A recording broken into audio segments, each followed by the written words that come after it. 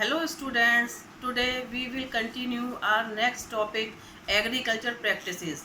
Let's start. Crops involve several techniques and activities followed by farmers when seeds are sown and crops are harvested and stored.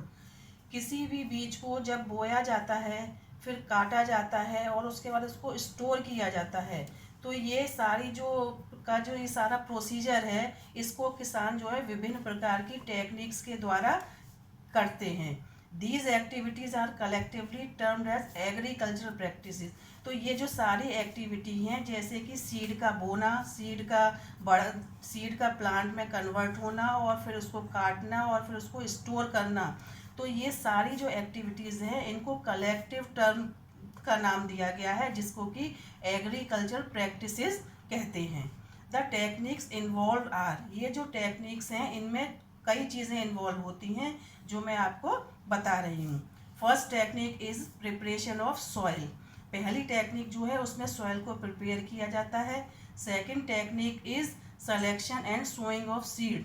जो second technique है उसमें बीजों को बोया जाता है और सेलेक्ट किया जाता है.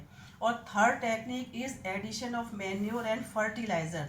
जो थर्ड टेक्निक है उसमें सीड्स को उसमें मैन्योर और फर्टिलाइज़र को ऐड किया जाता है. नेक्स्ट है इरिगेशन, यानी सिंचाई की जाती है. नेक्स्ट है protection from weeds and paste. जो सॉइल में कीड़े और मकोड़े हो जाते हैं उनसे उसको प्रोटेक्ट करना. और नेक्स्ट है harvesting, threshing and winnowing. Harvesting करना, थ्रेशिंग करना और विनोइंग करना. एंड देन और सबसे लास्ट है storage. First agriculture practices, preparation of soil.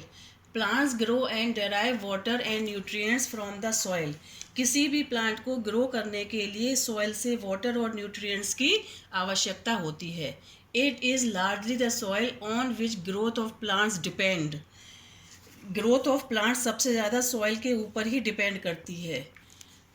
Therefore, preparation of soil before cultivating any kind of crop is very important. इसीलिए किसी भी सीड को बोने से पहले सॉइल को प्रिपेयर करना बहुत ही ज़रूरी होता है. The preparation of soil is done by two main techniques, plowing and leveling. ये जो preparation of soil है इसको कंप्लीट करने के लिए दो मेन टेक्निक्स हैं जिनका यूज़ किया जाता है. नंबर 1 टेक्निक है प्लोइंग और सेकंड टेक्निक है levelling. Plowing. It is the process of loosening and turning of soil using a tool called the plow. ये जो प्रोसेस है इसमें सॉइल को लूज़ किया जाता है. सॉइल को लूज़ करने का मतलब है जब प्लोइंग की जाती है तो जो हमारी हार्ड सॉइल होती है वो थोड़ा लूज़ यानी सॉफ्ट हो जाती है और ऊपर की सॉइल नीचे और नीचे की सॉइल ऊपर आ जाती है. और इस प्रोसेस को प्लो यानी कि पहले पुराने ज़माने में लकड़ी के प्लो यानी प्लो हल को कहा जाता है. तो पुराने ज़माने में लकड़ी के हल का यूज़ किया जाता था और इस समय आयरन प्लो का यूज़ किया जाता है. इसके कुछ एडवांटेजेस भी होते हैं, जैसे कि number 1, it helps in penetration of roots deep into the soil. Second is ensures proper drainage of water. Third is helps in uniform mixing of fertilizers as well as organic matter, etc. Second technique is leveling. The plowed soil often has crumbs of soil that need to be broken. जब हम हल ploughing किया जाता है, ploughing करने के बाद में उसमें मिट्टी के मोटे मोटे ढेले से रह जाते हैं. उनको एक करने के लिए, उनको प्लेन बनाने के लिए उसको ब्रोक करना ज़रूरी होता है. तो the soil needs to be suitably levelled before sowing seeds. तो सीड्स को सोइंग करने के लिए वो जो हमारा मिट्टी के जो डेले हैं उनको फोड़ना ज़रूरी होता है, यानी ब्रेक करना ज़रूरी होता है. तो इसके लिए उसको हम सबसे पहले उसको प्लेन करते हैं. This process is called levelling. इस प्लेन करने का जो प्रोसेस है इसको लेवलिंग कहा जाता है. इससे मिट्टी एक सी हो जाती है और उसको बीज बोने के लिए वो प्रिपेयर हो जाती है.